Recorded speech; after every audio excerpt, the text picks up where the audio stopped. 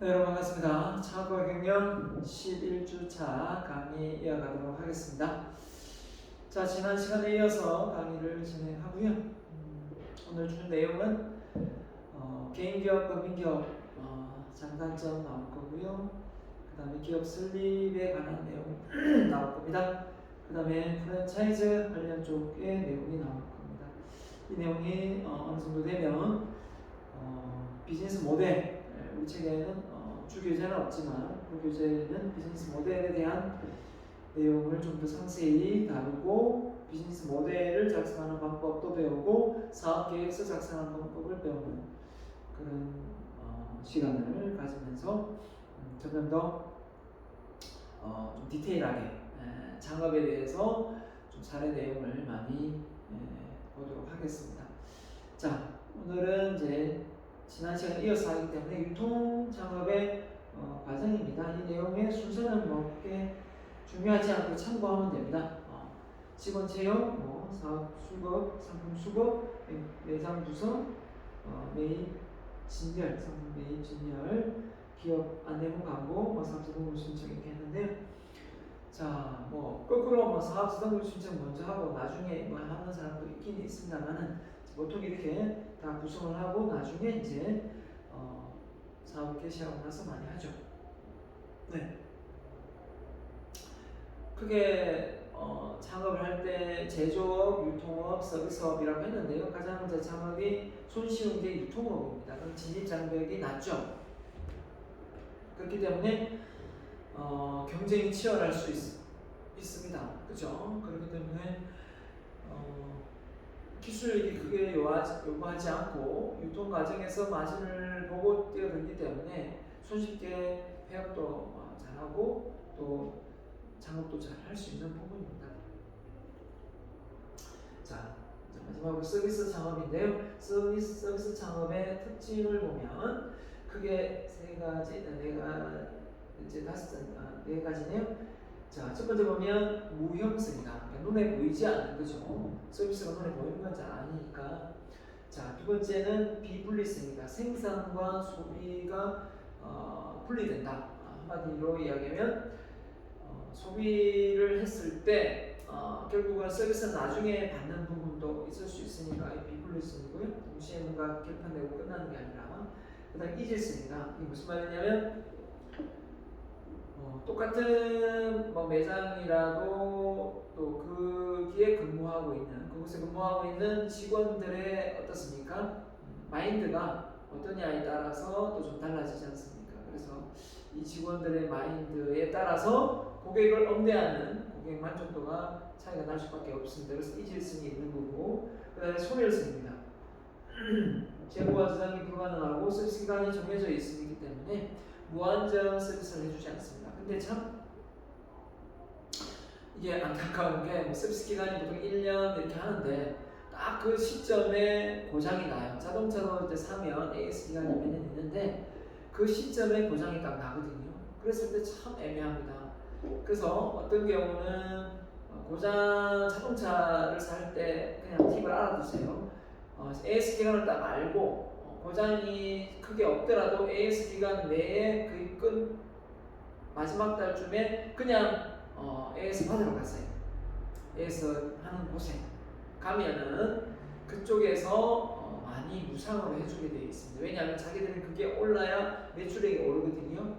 그렇기 때문에 그 삼성이면 삼성에서 현대 있겠죠. 기아가 있는데 그쪽에 있는 사람들은 이제 직속으로 직영도 있지만 보통 밑으로 가는 곳이 많아요. 그래서 자기들은 고장이 많이 나는 것을 빨리 부품을 교환해주면 회사에서 돈을 받기 때문에 고객은 무료입니다. 그렇기 때문에 많이 서비스를 받을 수 있어요. 그런 이점을 활용해서 여러분 팁을 알아두면 고장이 나야 서비스를 받으러 간다가 아니라 서비스 기간 내에 받을 것 다 받아가는 거예요. 이 팁입니다. 그렇게 하세요. 자, 그 다음에 개인 서비스입니다. 사업 서비스, 전기통신, 보안, 다 있죠? 이런 거 다 모르는 거 없죠? 넘어가겠습니다. 창업자의 기본 사항입니다. 서비스의 내용에 충실한 설명, 이렇게 필요하겠고요. 지속적인 종업원과의 교육과 차별화된 전략.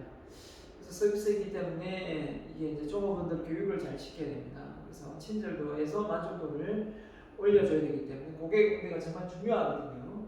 그래서 충분한 설명이 필요하겠고, 그 다음에 고객을 잘 관리하기 위해서는 내부 고객인 종업원들을 만족시킬 만한 또 그런 차별적인 대우도 필요합니다.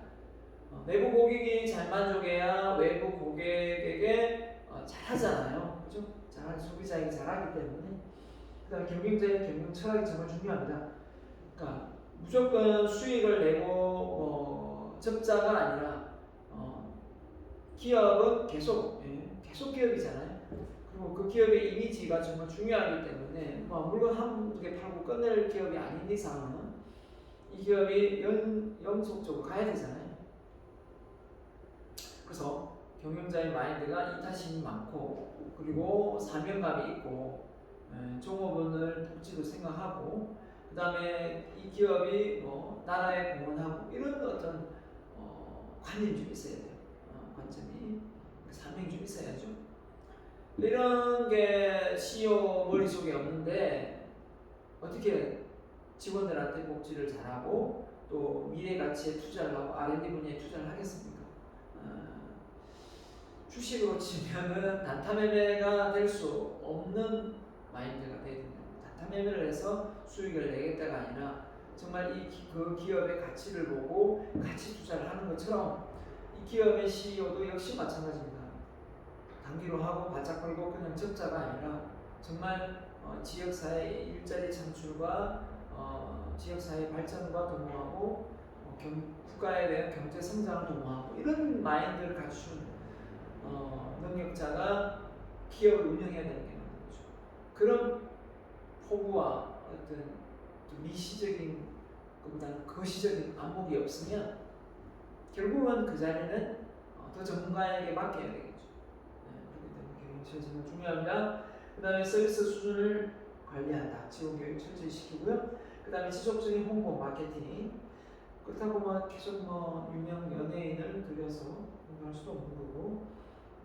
하여튼 소비자의 기억 속에 잊혀지지 않는 정도면 되겠죠. 소비자가 만족할 만한 수준의 서비스 뭐가 있을까요? 소비자가 사용 가치와 소비자의 기대 가치가 사용 가치가 월등히 우수해야 그죠? 되지 않습니까? 그래야 만족도가 높아야 않습니까? 기대보다 사용 가치가 높아야 됩니다. 자, 그 다음에 창업 준비를 위한 10단계를 볼까요? 첫 번째 창업 환경 검토. 자, 지금의 창업 환경을 보면 창업의 현황, 전망이 썩 좋지는 않습니다. 왜냐하면 코로나 때문에 그렇죠.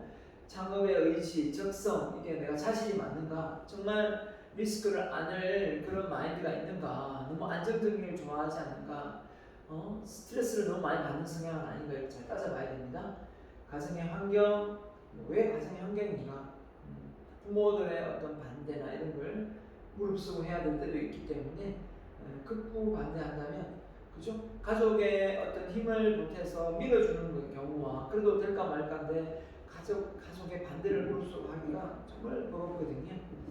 그런 점도 얘기해야 되고 그 다음에 또 중요한 게 뭐냐면 그러면 지금 창업 환경이 지금 코로나로 안 좋은데 하지 말아야 되느냐? 장단점이 있어요. 왜냐하면 임대료도 저렴할 수도 있고, 그죠? 이런 부분도 있거든요. 그 대신 이제 어떤 업종의 아이템을 하느냐에 따라 환경이 정말 열악할 수도 있겠죠. 지금 헬스장 창업을 하려고 한다. 근데 헬스장에 지금 사람들이 헬스를 올 수가 없잖아요. 목욕탕 창업을 한다. 마찬가지겠죠. 이런 부분은 절대적으로 많이 영향을 미치는데 그렇지 않고 좀 코로나의 영향이 좀 덜한 업종은 있을 수 있잖아요. 그죠? 계획을 찾아올 수 있는 그런 업종 같으면 또 저의 기회가 될 수도 있습니다. 창업 추세 분석. 이게 너무 이제 유행을 많이 타는 아이템이 좋지는 않습니다. 왜냐하면 그게 또 빨리 유행이 지나가기 때문에 그렇습니다. 자신이 맞는 아이템, 성장성, 안정성, 아이템을 3개에서 5개 정도 선정해서 사전 시장 조사해봐야 되겠죠. 이게 과연 앞으로 미래 가치가 있고 성장 가능성이 있는가 이렇게 보고요. 그 다음에 사업 타당성 분석을 합니다. 수익성 분석이라고 해봐야 되겠죠. 아이디어에 대해서 상품성, 시장성, 수익성, 안정성을 고려해서 이게 정말 사람들에게 소비자들에게 가치를 부여할 수 있는가, 이걸 보고 가치를 부여해야 소비자가 구매를 하기 때문에 그렇습니다. 타당성 검토 정말 중요한 부분입니다. 여기까지 아이디가 미쳐도 여기에 걸림돌이 되면 안 되거든요. 제일 중요한 부분일 수도 있죠. 그래서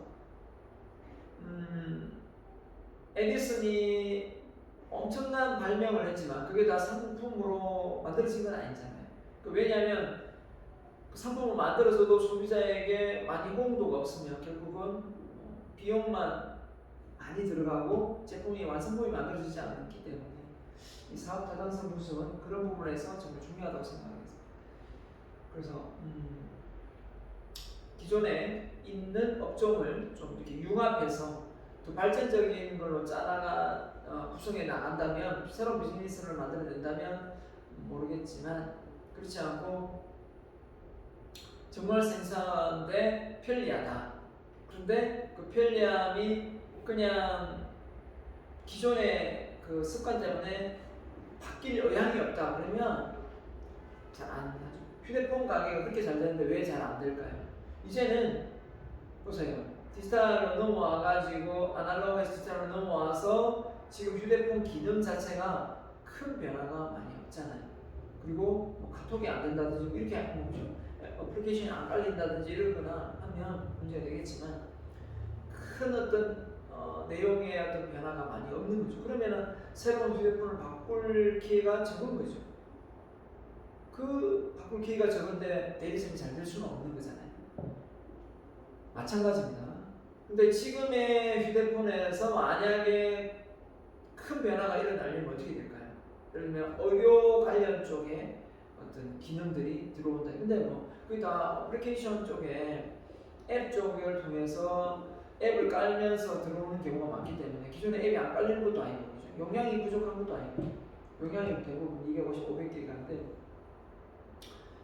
제 휴대폰도 500기가거든요. 근데 이렇게 하다 보면 컴퓨터 한 대잖아요. 그죠? 웬만한 거 다 깔릴 수 있는 부분인데 그런 부분을 우리가 이야기할 수는 없고 결국은 뭡니까? 새로운 기능이 추가되지 않는 이상은 휴대폰을 빨리 바꿀 의향은 없다. 그런 겁니다. 그래서 LG가 그런 부분에서 이제 빨리 손을 튼 거죠. 삼성한테 밀리니까 여기서는 생산이 없다. 계속 적자를 보게 되니까. 자, 이런 부분입니다. 그래서 소비자를 분석하고, 자, 경쟁사 분석 정말 중요하죠. 경쟁사를 앞설 수 있는 아이템이 없다면 시작을 하지 말아야 될 부분도 있고요. 그래서 소비자의 어떤 만족도를 조사해서 어떻게 하면 그 변화에 발맞추어서 갈 수가 있는가. 자, 어떻게 보면 사업 타당성에 시장 조사 분석이 시장성이 연관되는 부분도 많습니다. 자, 상권 입지 선생입니다. 그래서 어디에 입지, 어느 주변 상권이죠. 그 주변의 상권이 어떻게 되느냐, 그죠? 그러니까 옥동에 창업을 했을 때하고, 그죠? 신정부 옥동을 창업했을 때하고, 저 부영리나 울주군에 창업을 했을 때하고 다르지 않습니까? 저 북구에 창업을 했을 때와 저 동구에 방어진에 창업을 했을 때 다를 수 있거든요. 그래서 여러분이 어떤 아이템이 있든 그 상권이 정말 중요하고 상권 중에서도 어느 위치, 코너인지 간판 잘 보이는지, 그죠? 이런 부분도 정말 많이 거론됩니다. 자, 그래서 어떻게 보면 굴대 앞에 바보 사거리가 있는데 그 바보가 왜 바보인지 알죠? 이쪽 갈까 저쪽 갈까 갈팡질팡한다 해서 바보처럼 행동한다 해서 바보 사거리인데 의외로 그 주변에 딱 그죠 올라가는 그 라인은 참 괜찮은데 그 막상 그 밑에 1층은 오히려 무사시 바뀌더라고요. 주인이 자주 바뀌고. 자, 그런 부분에서 문제가 좀 있는 거입니다. 주인이 자주 바뀐다는 거는 뭔가 너무 그 권리금이 센 데 비해서 장사가 안 되거나 좀 과장됐거나 아니면 주인이 너무 좀 장사가 된다 싶으면 싸게 줬다가 장사 좀 된다 싶으면 갑자기 비싸게 부르는 거죠. 이런 경우면 나가게 만드는 겁니다. 맞죠? 사람 미친 거죠. 처음에는 저렴하게 줘서 들어갔는데 한 2년 지나니까 이제 계약 기간에 막 더 비싸게 부르는 거죠. 지금은 그런 오르는 부분에 대해서 좀 제약을 얻기로 하고 있긴 하지만, 그죠? 그게 또 안 그렇지 않습니까? 주인의 마인드가 어떠냐에 따라. 그래서 너무 자주 바뀌는 게 좀 의심스러워요. 저도. 그런 부분에서 저는 그때 마구사구리의 정면으로 있는 그때 휴대폰 가게에 있다가 지금 뭘 하는지 모르겠는데 상당히 좀 그런 건물은 피해야 된다는 생각이 드네요. 상권 내에서 가시성, 잘 보이는 거죠. 경제성, 편의성 이런 걸 잘 따져봐서 사람들이 왜 코너를 좋아할까요? 서로 이렇게 이동하는데 반드시 거쳐가게 된다는 거죠. 코너 자체가. 그래서 저가 사무실에 있는 것도 코너에 있습니다. 위치로 했고요. 예전에 사무실을 했을 때 이렇게 바깥에 옥동에 있을 때 안쪽에 있어가지고 상당히 애로사항이 많았어요. 광고비 많이 들고 했었는데 이왕이면 바깥을 이렇게 볼 수 있는 쪽으로 해서 사업을 추진하고 하는 게 좋겠고요. 그 다음에 자금 계획입니다. 자금 계획. 자, 많아도 문제, 적은 문제 약 1.5배 정도라고 했습니다. 운전 자금, 시설 들어가는 비용, 그 다음에 직원들 월급이나 기타 등등 운전 자금 필요하겠죠. 자금의 용도, 조달, 규모 이걸 적정히 다 구성을 해서 한번 해봐야 됩니다. 디테일하게 짜서 얼마가 필요한지, 그쵸? 집을 하나 사서 팔 때 대출 받을 때도 얼마를 대출 받아야 되는지, 대출 규모가 어떻게 되는지 다 구성해봐야 되지 않습니까? 이 내가 대출 이자를 받아서 정말 갚는 날 능력이 되는지 이런 게 다 필요하거든요. 그런 걸 계획을 안 하고 무턱대고 그 건물을 매매를 했다가 대출이 안 나오는 경우도 있고 똑같습니다. 창업도 마찬가지거든요. 창업을 했는데 장사가 잘 되고 있는데 제품의 어떤 그 뭡니까? 판매는 잘 되고 있는데 이게 돈이 이제 회전이 안 되는 거죠. 그래서 또 대출 받아 지금 월급을 줘야 되는데 그게 안 되어서 힘든 경우가 많이 보게 됩니다. 그 다음에 이런 모든 걸 다 이제 구성을 했다 하면 사업 계획서를 한번 문서화시키는 거죠. 이런 걸 통해서 사업 계획서 작성하는 이유가 예를 들면 대출용으로도 많이 투자자들의 어떤 그 설명회를 통해서 이제 설명되기 때문에 필요하기도 하고 그런 어떤 금전적인 어떤 대출 목적도 되지만 투자의 목적도 되지만 가장 근본적인 건 뭐냐면 하나의 어떤 사업을 하는 데 있어서의 기준이에요. 내가 이 사업을 하는데 아니 처음부터 사업 계획서가 없다면 내가 이걸 잘하고 있는지 못하고 있는지 감이 안 오거든요. 그래서 어느 정도의 손익분기점이 달성되고 어느 정도의 매출이 오를 거라는 걸 예측하고 어느 정도의 투자금이 들어오면서 회수가 될 거라는 거를 예측을 할 수 있어야 되는 그 기준 자체가 사업 계획서예요. 근데 이게 없는 거는 이거하고 똑같죠. 우리가 인생을 살면서 자신의 목표가 없는 거하고 똑같아요. 목표가 없으면서 내가 인생을 알차고 보람있게 잘 살겠다라고 말하면 인생을 잘 살았는지 못 살았는지 어떻게 평가해요? 처음부터 계획을 안 세웠는데 똑같습니다.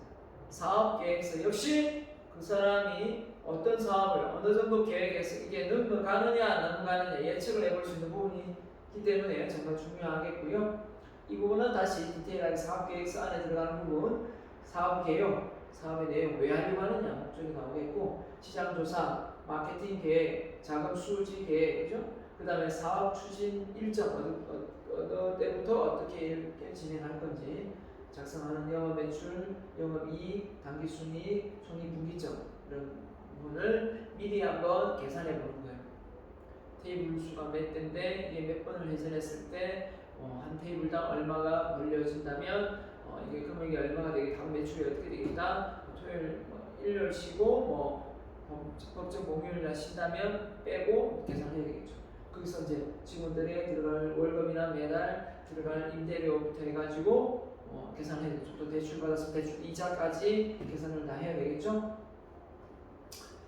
자, 그 다음에 실내 장식 공사입니다. 자, 이런 부분도 보통 권리금을 주고 들어가면 실내 장식 어느 정도 되어 있는 경우도 있고요. 새롭게 해야 되는 경우도 있는데 권리금이라는 게 꼭 실내 인테리어만 얘기하는 것이 아니라 그 위치의 상권에 또 권리금이 있기 때문에 안은 되게 허름하게 되게 낡았어도 위치에 따라 권리금이 따로 제공되는 경우가 많습니다.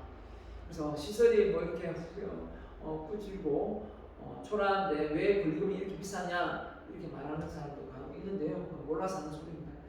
자, 고객의 접근성에 유익한 매장의 실내 장식 이렇게 준비하겠고요. 들어왔을 때 어느 정도 너무 이렇게 초반에 막 건물 안을 비껴번쩍하게 할 필요는 없어요. 그게 다는 아니니까. 그 대신 너무 초라하지만 않으면 됩니다.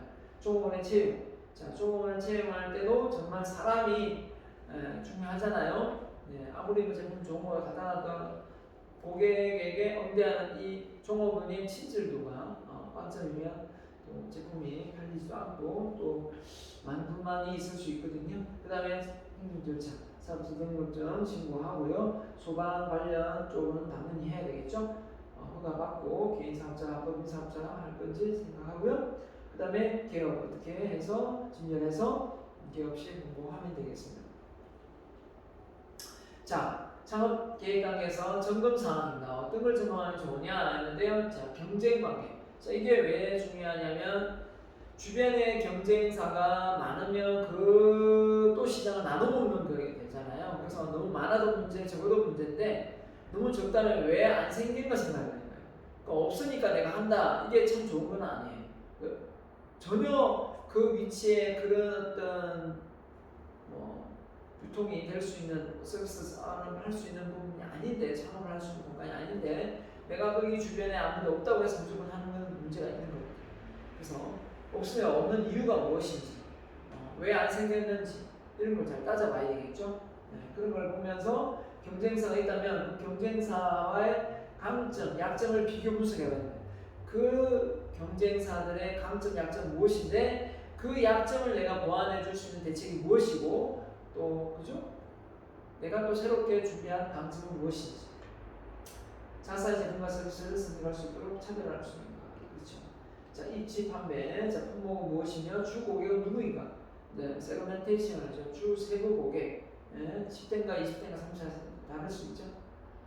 그 다음에 시장 조사 결과 반영해야 책방 상관있지. 그 다음에 상품과 재료입니다. 어디에서 매입할 것인가, 어떤 종류예요. 자, 설비 어떤 식으로 하고 기술 책임자 누가 할 것인가 이런 분야의 전지식 공부한 사람인가 종원하고 가족만으로 운영할 것인가 아니면 어떻게 채용을 할 것인가. 그렇죠? 네. 사업의 형태입니다.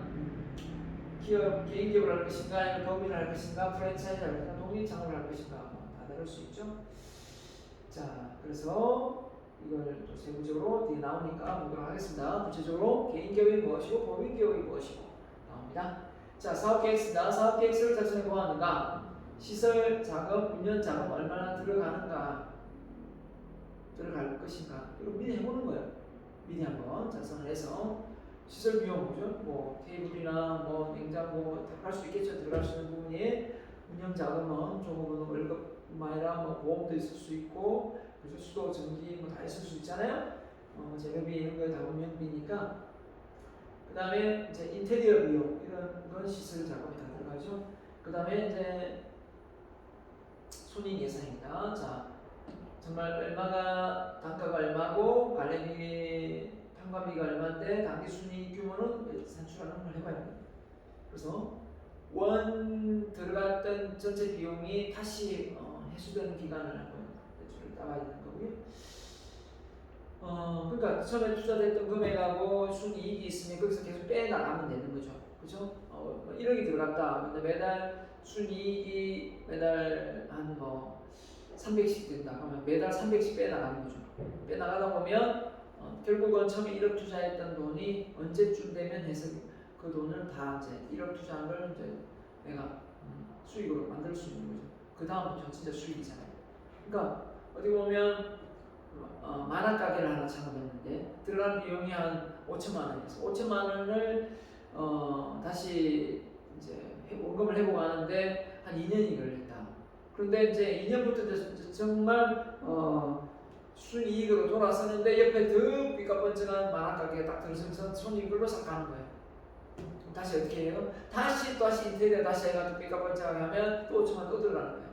그런 것처럼 이게 참 쉬운 건 아니에요. 그래서 어느 정도 기간 내가 적당한가 했는데 결국은 1년이면 좋겠고요. 2년이면 괜찮고요. 3년, 5년 넘어가서 이제 단기적인 어떤 부분에서 아니잖아요. 이건 장기로 가는 거잖아요. 손익분기점이 이렇게 느려지면은 상당히 손실분이 커질 수 있죠. 네. 세금 문제 이런 부분도 한번 따져봐야 되겠고요. 왜냐하면 개인 기업이 좋을지 법인 기업이 좋을지 이 세금 문제가 있거든요. 매출이 많이 오를 것 같으면 법인으로 전부 다 S3 하는 게 낫고, 그죠? 어느 적정 규모 이상 사업이 커지지 않을 사업은 개인으로 하는 게 낫습니다. 그죠? 그 다음에 장부를 적을 것인가 세무사에 맡길 것인가, 개업 예정일은 정하고 상업 작성을 하였는가. 자, 그 다음에 창업 절차 예시, 사전 준비, 그죠? 철저한 자료 준비해서 자기 분석하고 창업 환경을 파악해서 정말 이래도 사업이 되겠다 많은 자료를 참고해서 창업 박람회도 가도 되고, 그죠? 전문가 상담을 받아도 됩니다. 이렇게 전문 상담을 받는데 국가에서 이렇게 지원해주는 무료 상담 경우가 많습니다. 왜 창업을 하는가? 그 다음에 창업을 하기에 적합한 여건인가? 그죠? 네, 자금이나 업종이나 건강이나 그쪽에 경험이 있는가 없는가, 내가 건강이 괜찮은가, 나이는 적정한가, 그죠? 연령대별로 모험 창업을 할 수는 없으니까 창업 적성 검사, 창업자의 능력은 자신이 있는가 없는가, 가정 환경은 어떠한가, 믿어줄 수 있는 편인가, 창업 결심에 창업 관련 이론 경험을 한 적이 있는가, 사업 계획서를 작성할 수 있는가, 비즈니스 모델이 무엇인지 아는가, 이런 것도 전혀 모르면서 창업을 하지 못한다면 쪽박을 차는 겁니다. 자, 그 사업 아이템 물색, 나에게 아는 아이템은 어떤 것인가, 시장의 흐름은 어떤 것인가. 내가 아무리 좋은 아이템을 갖다라도 시장에서 통용되지 않으면, 그죠? 널리 보급될 수가 없으면 안 되죠. 활용할 수 있는 기술이나 전문 지식 가지고 내가 접근할 수 있는 사업가 있는가, 본인의 과거 경력, 기술 능력, 적성, 자금 조달 능력, 이런 부분이 여건이 괜찮은가, 신뢰를 잘 쌓았다는 거, 이 정도 되면, 그죠? 그 자신이 있거나 좋아하는 분야, 그죠? 자본과 사업 전망이 있는 분야, 이런 부분이 있는 미래 4차 산업혁명에 관한 내용을 좀 조사를 해봐야 내가 지금 하고 있는 것이 AI 인공지능, 그죠? 내가 뭐 자산되지 않은 직업이어야 되겠죠. 카페가 무인 카페가 많이 나오니까 이게 뭐 어떻게 될지 모르겠지만 무인 카페 안에 로봇이라도 하나 있으면 절대 나는 거죠 이제. 자, 정보 서적을 구매해 읽어보거나 매스컴 중에 인터넷 자료를 활용할 수도 있고, 가능하면 현장에서 조사 여러분 좀 해봤죠? 도입기나 성장기에 있는 아이템 선정, 도입기, 성장기, 성숙기, 세팅, 성숙기, 세팅기는 좀 말리고 싶죠. 이미 사업을 하는 중인 사업주로부터 다양한 조언을 듣고, 자, 애로사항을 들어보는 거죠. 이 사업에 가진 장점, 단점을 들어보는 겁니다. 내가 가장 잘할 수 있는 업종은 무엇인가? 누가 잘 된다고 해서 무턱대고 할 것도 아니고요. 누가 안 된다고 해서 안 할 것도 아닙니다. 맞죠? 안 하는 건 그 사람의 문제, 안 되는 문제는 또 그 사람의 문제가 있을 수 있으니까요. 또 잘 되는 부분은 또 그 사람의 장단점이 있어 잘 되는 부분도 있을 수 있으니까, 잘 된다고 잘 되는 것도 아니고 안 된다고 안 되는 것도 아닙니다. 그러니까 내가 그런 역량과 능력을 소유하고 있는지 없는지가 특히 중요한 거죠. 그래서 우리가 도입기, 성장기, 성숙기, 세택기, 우리 인생도 마찬가지잖아요. 여러분이 지금 도입기죠? 여러분 도입기고 나는 지금 성장기라고 해야 되나? 100세로 나왔으면 성숙기 단계입니까? 50이면? 네, 50이면 성숙기 단계입니까? 성장기는 좀 넘어서고 있죠. 성숙기 단계로 가고 있는 것 같아요. 성숙기 초반, 이렇게 하고 싶네요. 근데 제 마음은 아직 30대니까. 자, 아무튼 신제품이 시장에 소개되는 시기, 그죠? 그 매출이 낮고 비용은 많이 들으며 수익은 낮은 단계. 도입기에 뭐 어떻게 많이 수익이 날 수는 없으니까요, 그죠? 이미 구매했던 고객으로부터 두세 번의 반복 구매 이루어지고, 초기 구매 고객들이 점점 증가하는 성장기, 매출 시장이 빠르게 일어나며 여기저기서 경쟁자가 나타나기 시작한다. 자, 이런 도입기 성장기 됩니다. 자, 이럴 때 이제 뛰어 들어가면 되니까, 주식으로 치면 무릎인 거죠. 여기는 발이라면 무릎이 되는 거죠. 이렇게 되고, 자, 성숙기입니다. 시장이 포화 상태라서 신규 고객의 수가 감소하고 경쟁이 가장 치열한 단계입니다. 시장이 성숙하고 이 단계에서 만약에 들어가서 잘못 빠져나오면 큰 망신을 당할 수도 있고, 어떻습니까? 사업이 실패할 수도 있겠죠. 그 다음에 쇠퇴입니다. 제품의 진화, 새로운 신기술, 새로운 서비스 상품을 출현 등 소비자의 성향에 변화가 일어나게 됩니다. 그래서 이 쇠퇴기에서는 새로운 기술, 새로운 전략을 짜서 어떻게 됩니까? 말 그대로 쇠퇴기에서 더 이상 머물지 않고 다시 성장기, 성숙기로 넘어갈 수 있도록 해야 되겠죠. 그래서 이 쇠퇴기 성숙기에서 벌써 제품의 진화, 새로운 신기술 투자를 삼성이 너무 잘 나가고 있었습니다. 근데 삼성 이건희 회장이 딱 나와가지고 앞으로 10년 후에 뭘 먹을지 나한테 보고해라 이렇게 얘기를 하니까 많은 사람들이 불만을 가졌다고 해요. 왜냐면 이렇게 사업이 잘 되는데 지금 무슨 소리를 하는 거냐, 벌써 샴페인 벌써 터뜨리는 게 다 끝났냐 이렇게 말을 했다고 하는데, 그만큼 이 10년 후 20년 후를 내다보면서 사업을 아이템을 찾았다는 거죠. 대단한 인물입니다. 그렇죠. 자, 그래서 제품의 수명 중에 도입기, 성장기, 무슨 혁신 제품 나옵니다. 성장기 판매 증가합니다. 성숙기 포화 상태입니다. 그러다가 경쟁자 엄청 치열해지죠. 이때 쇠퇴기로 타가기 전에 새 제품 등장으로 판매가 감소되는 부분이 되기 때문에 이때를 대비해서 여기에 대비책을 세우든지 해야 되겠죠.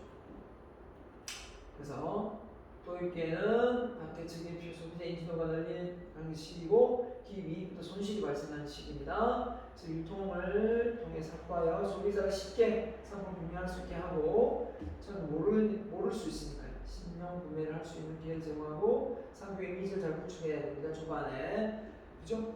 초반에 잘못되면 안 되겠죠. 신상품을 구입하는 소비자층은 일반적으로 소득이 높은 혁신층이 많으므로 고소득층을 대상으로 국가정책을 쓰는 것도 한 방법이다 했습니다.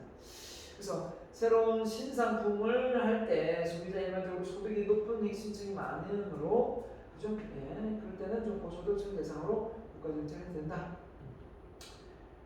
그 다음에 성장기입니다. 다수의 소비자가 급속히 신제품을 수용하는 단계입니다. 그죠? 근데 판매량이 증가할 수 있죠. 그래서 그 다음에 기업 이익이 점점 늘어나서 성장기 말기에는 최대 이익이 날 수 있습니다. 그래서 시장에 유사한 제품이 많이 출현되어 경쟁이 격화되어 있습니다. 그런데 가격 인하 또는 기존 소비자의 반복 구매를 유도하고 새로운 소비자 구매를 대체하여 판매량을 확충합니다. 자, 성숙기입니다. 제품의 원가 가격이 낮아집니다. 워낙 경쟁이 치열해집니다. 그죠? 속도가 증가하고 경쟁이 악화로 제조업이나 소매 이윤의 감소를 시작합니다. 시장 등률이 낮은 산업들은 시장에서 탈락하게 됩니다. 그래서 기존의 시장 점유율을 방어하면 적정 이윤을 계속 유지하게 될 것이고, 그 다음에 변화하는 고객의 욕구를 충족해야 신상품 도입을 통한 마케팅 전략을 필요한 시기가 됩니다. 그래서 자, 이 쇠퇴기가 안 넘어가야겠죠, 그죠? 그래서 신상품에 제품이 출현하거나 성능이나 가격의 면에서 우수한 신제품이 개발되는 경우 기존의 상품 수요는 급격히 떨어지게 된다. 자, 그죠? 이런 상황이 되기 때문에 계속해서 이런 신제품을 만들어내야 되겠죠. 매출이 감소하고 매출 감소로 인하여 기업이익이 줄어들 수 있다. 그래서 철수를 하든지 잔존 전략을 따로 펼치든지, 철수 전략, 매출이 저조하여 품목을 제거하여 최소한 이익을 유지하는 수준에서 저가 정책을 택한다. 그래서 철수 전략, 잔존 전략, 유통 전략 측면에서 취약한 중간 상등을 제거함으로써 적정 수익의 점포만을 유지한다. 그래서 유통 과정에서 취약한 중간 상들을 제거한다. 아주 섬뜩하네요, 그죠? 잔존 전략, 철수 전략이 쇠퇴 전략으로서 회사로 치면 구조조정이잖아요. 구조조정. 안 되니까 좀 나가주셔야 되겠습니다. 이건 아니에요. 자, 그래서 창업 아이템 선정할 때 자업 타당성을 분석해보고, 아까 3개에서 5개 정도, 그죠? 후보를 뽑아가지고 집중적으로 관련 지식이나 수집을 해서 알아봐야 됩니다. 그다음 쪽에 종사하는 사람의 동향을 물어보고, 자, 그래서 하는데 사업 가능성 있느냐, 없느냐, 안정적이냐, 발전성이 있느냐, 수익성이 괜찮으냐, 이런 걸 다 따져보는 게 사업 가능성 분석이다. 사업 가능성, 업종의 아이템을 범위를 넓혀 비교하여 독립 창업할 것인가, 프랜차이즈 창업할 것인가, 가능성이 있는가. 규모가 아주 커질 것 같으면 프랜차이즈를 하는 게 법인을 해서 좋죠. 그냥 구멍가게식으로 할 것 같으면 개인 기업을 창업하면 되죠. 자, 그래서 선택한 업종 아이템의 분포 현황을 조사하고 하면 되겠습니다. 그다음에 창업 자금 조달 가능은 자금의 조달에 대해 시설 자금, 운영 자금 크게 분류를 해서 한번 구성해보면 됩니다. 자, 창업 입지입니다. 업종이 정해지면 20일 정도 시간을 투자해서 결정한 아이템을 가지고 공공합의 맞는 점포 구해야 되겠죠. 점포의 조건을 꼼꼼히 상의해서 계약 후 권리 침해 부분은 없는지, 권리금은 타 점포 비교에 적당한지, 너무 저렴한데 해도 의심을 해봐야 됩니다. 맞죠? 너무 가격이 저렴하면 어떻습니까? 저렴한 이유가 있는데 왜 저렴한지 알아야 됩니다. 그런 부분에서 문제가 있을 수 있어요. 그래서 너무 저렴한 거 찾지 말고요.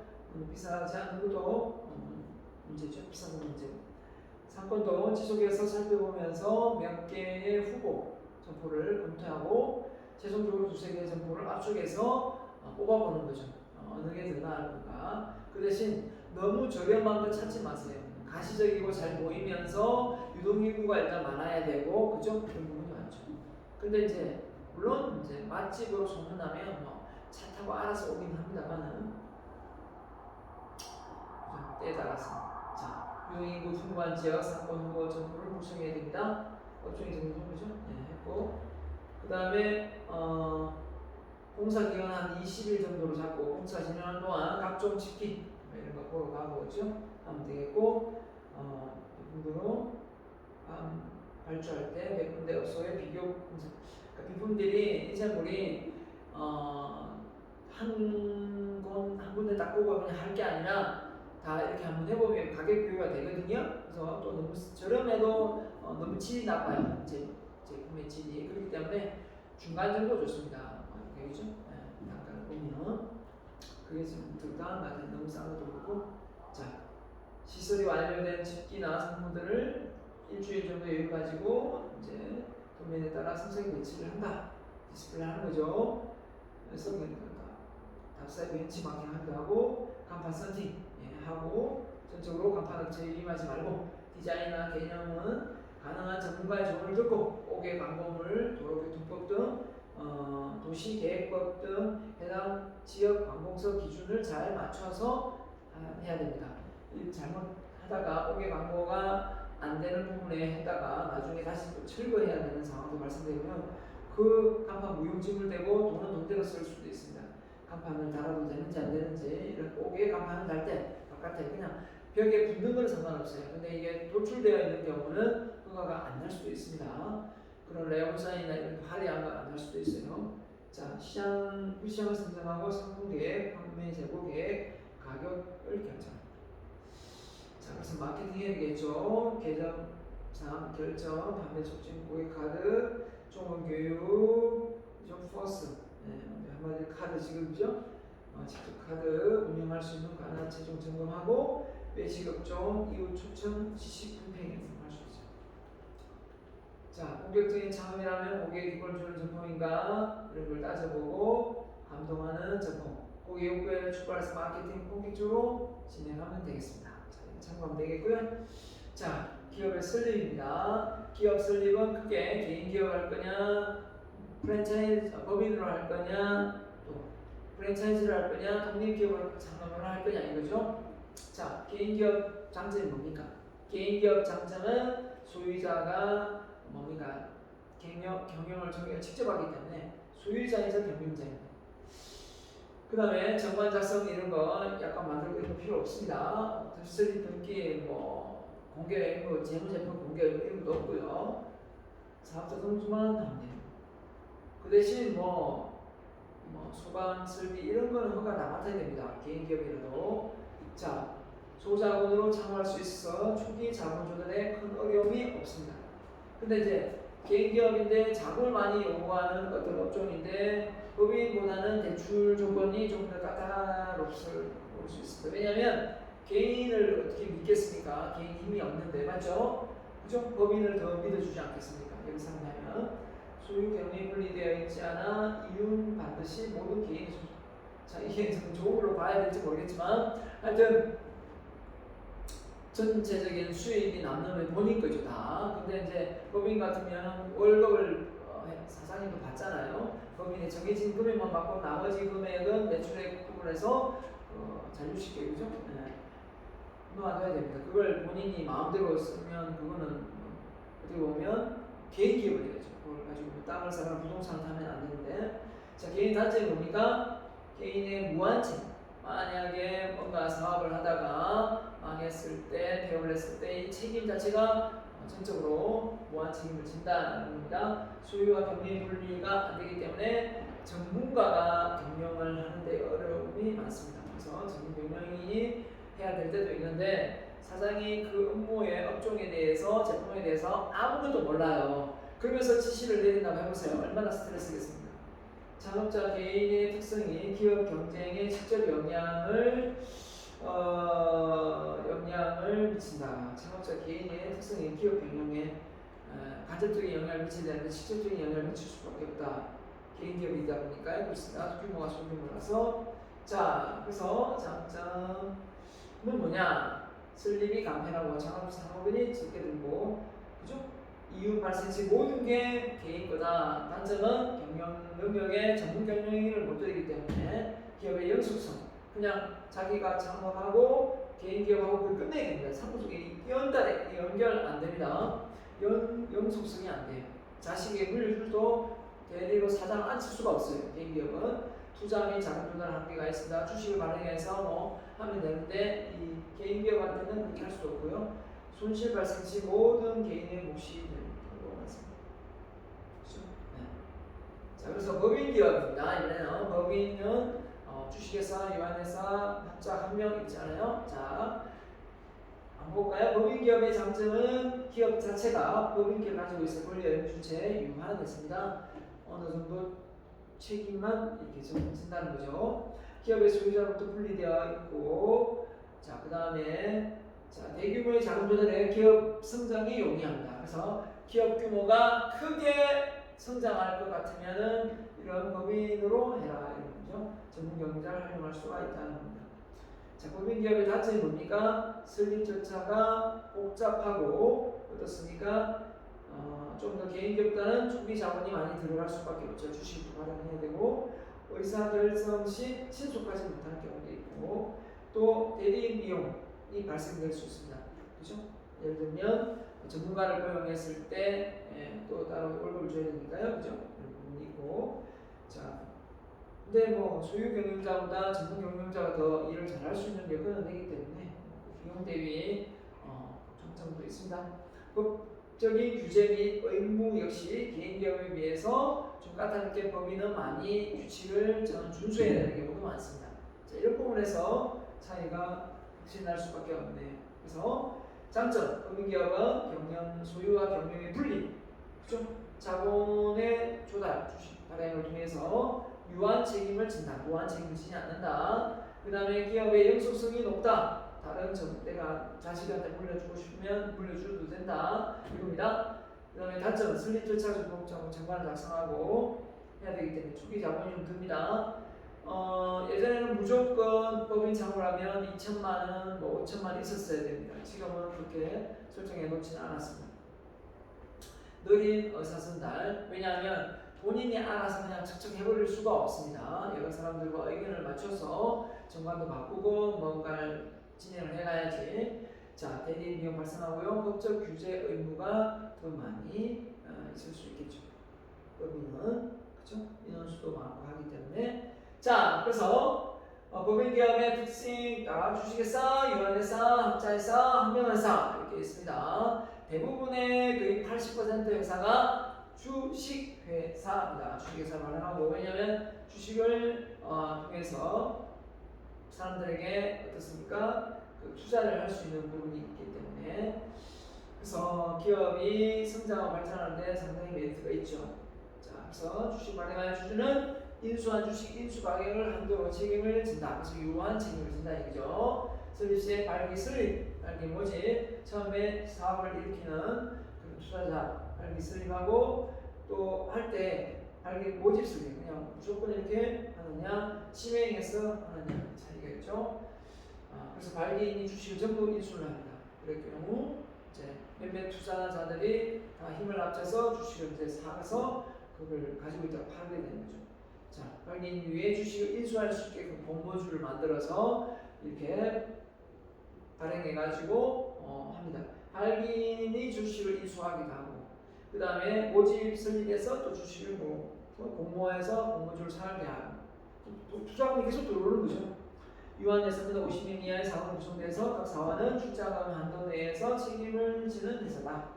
50명 이하 사원입니다. 유한회사에서 주식회사하고 합병이 가능합니다. 합자하고 합명만 또 때려주고요. 자, 무한책임사원과 유한책임사원을 구성해요. 자, 무한책임은 앞서 개인 기업이잖아요. 유한은 주식회사였는데 이 합자라는 것은 무한책임을 지는 사람도 있고 유한책임을 지는 사람도 있고, 그래서 합자. 합명은 뭐냐? 합명은 무한책임자 사원에게부터 구성되어 각 사원은 회사의 채무에 대하여 연대하여 무한의 책임을 지는 회사다. 자, 됐습니다. 무한 책임으로 구성된 각 사원은, 그죠? 각 해외 사원 채무에 대하여 연대하여 무한 책임자. 이 주식회사, 법인회사 중에서 개인 기업 성향처럼 뭡니까? 무한 책임을 지는 법인은 어디냐? 합명이다. 합명 지금 나올 수 있습니다.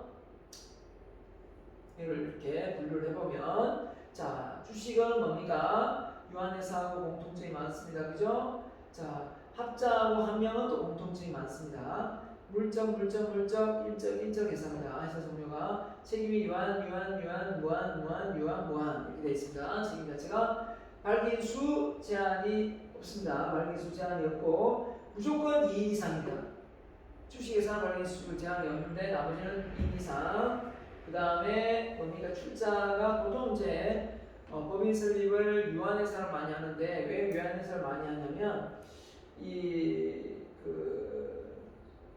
재무제표를 언론에 공개할 의무가 없어요. 그렇다 보니까 법인 중에서 외국계 기업들이 이 유한회사를 차려가지고 돈을 많이 벌고 나가도 이게 정리할 방법이 없는 경우가 많습니다. 자, 그래서 한 주에 100원 이상 금을 제한합니다. 그 다음에 정관 작성이 필요 10억 미만 발기 설립은 불필요라고 되어 있습니다. 10억 미만의 발기 설립은 불필요. 정관. 자, 그 다음에 보면 되고요. 그래서 무한책임. 자유롭게 합병할 수 있습니다. 자유롭게 주식회사는. 근데 유한회사는 주식회사밖에 합병이 안 됩니다. 자, 합자 합명은 전 사원의 동의를 필요합니다. 전 사원의 동의를 얻어야만 합병을 할 수 있어요. 자, 이런 기업이 있을기가 힘들겠죠. 자, 이렇게 되어 있습니다. 자, 그래서 개인 기업의 이제 법인 기업의 차이를 해놨다면, 자, 해당 업종의 인유가 그 다음에 소규모, 그죠? 적정 규모. 그 다음에 대표 변경식 신규 사업 연속성이 있어야 되겠고요. 무한책임, 대표적인 책임. 그 다음에 뭡니까? 자금 조달에서 자금 조달 용의 적용 대상에서 외부 감사 100억 이상의 400 이상 감사 의무가 있고요. 2,400만 원 이하의 개인 사업일 경우 세금을 이제 초과시 표준가액 2,400만 초과 시 법인 사업자가 유리하죠. 그래서 전체 매출액 2,400을 넘어간다면 과세 표준입니다. 과세를 그렇게 낸다는 거 돈을 많이 초과시 법인으로 창업하는 게 맞다 이런 겁니다. 그 다음에 과세 책임이다. 소득세는 내고 법인세 이렇게 하면 됩니다. 자, 개인기업의 사업등록 절차입니다. 인허가 받고요. 시군구회가 받고 사업 개시 10일 내에 사업등록 됩니다. 자, 개인 사업 등록 시 제출할 점 사업자 등록 신청을 먼저 해야 됩니다. 그죠? 해서 개인 등록 사업 등록증도 없는데 개인 사업자가 어떻게 됩니까? 임대사업자 사고, 그죠? 네, 하고 그 다음에 상하급으로 임차인일 경우 상하급으로 일부 임차인 경우에 하나씩 임차인 설립가 필요하고요. 부분에 해당 부분의 도면입니다. 그 다음에 허가 사본 필요하고요. 뭔가 어떤 허가를 받았는데 업종이 다 다르겠죠. 그 다음에 공동계약서, 공동사업자 있는 경우 제외국민 외국인 입장 서류, 여권 사본, 외국인 등록증 사본, 국내 통합적으로 취재하는 경우 납세 관리할 설정 업무 이런 게 있습니다.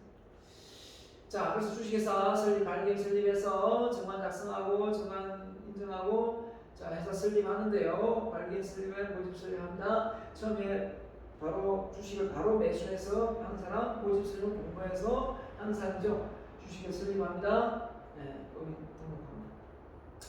자, 그래서 법인 설립은 한부 각각 임대차 사무대학, 그다음 허가 등록을 사원 허가 또는 사업 계획 이렇게 되어 있습니다. 자, 정관 법인 기업의 정관 작성 내용입니다. 보시면은 사업의 목적이 무엇인가 이런 거 쓰면 되죠. 그 다음에 상호는 뭘 할 것인가, 회사가 발행한 주식 총수는 얼마인가, 그 다음에 한 주당 금액은 500원, 뭐 얼마, 100원부터 해서 주식의 종류는 보통주, 우선주 있는데 보통주는 일반적으로 의결권이 우선주는 없죠. 보통주는 있는데 자, 그 다음에 본점 소재지, 그죠? 본점 소재지가 어딘지 주소입니다. 그 다음에 뭐가 있습니까? 회사의 공고 의무, 어디에 어떤 일까지 할 건가, 발기인의 성명 주소, 주민번호 적으면 됩니다. 자, 그 다음에 프랜차이즈다. 프랜차이즈. 자, 프랜차이즈 내용은 다음 시간에 해야 될 것 같습니다. 이 내용을 다 하면 좀 내용이 많아질 것 같아요. 프랜차이즈 내용은 다음 시간에 더 보강해서 하도록 하겠습니다. 자, 여기까지 하겠습니다.